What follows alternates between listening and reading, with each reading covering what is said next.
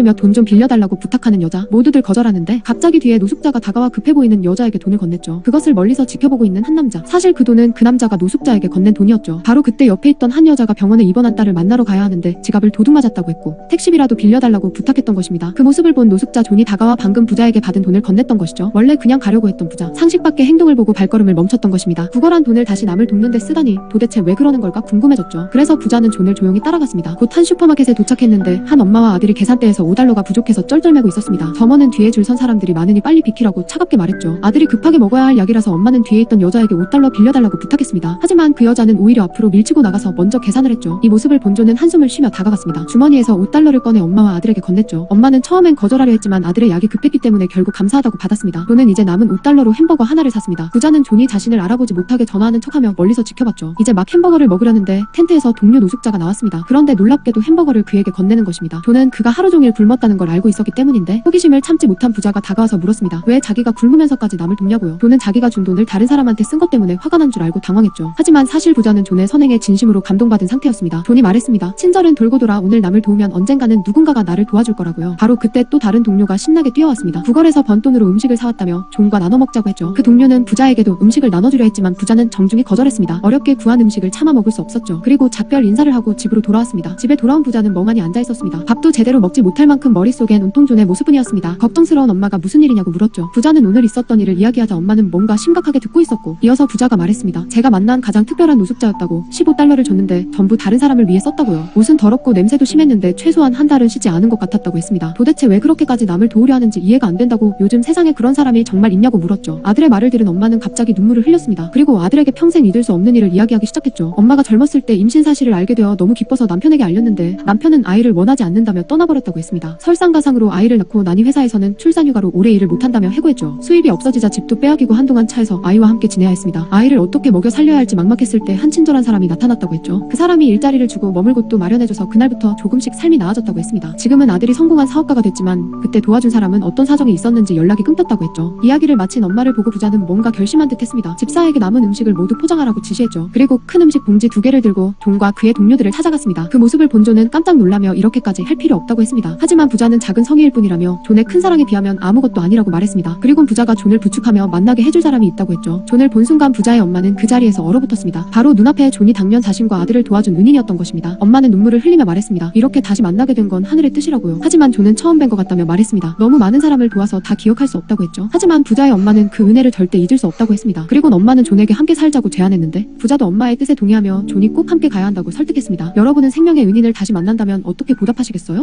소리 지르며 돈 좀